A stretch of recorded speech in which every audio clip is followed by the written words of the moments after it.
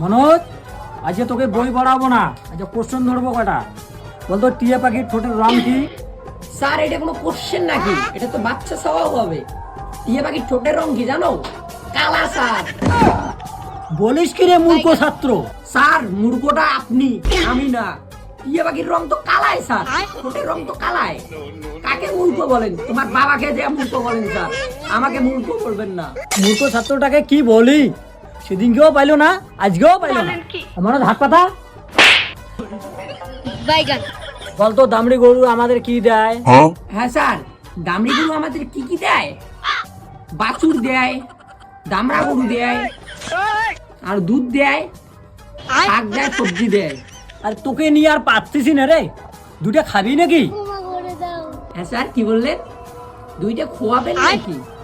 Sir আমি তো কম দামি খাই না, যে রয়্যাল স্টার, কিংফিশার যে খোয়াইতে পারেন তাহলে তো খাবো স্যার। দুইটা একাই 100 স্যার, আমি একাই খাবো।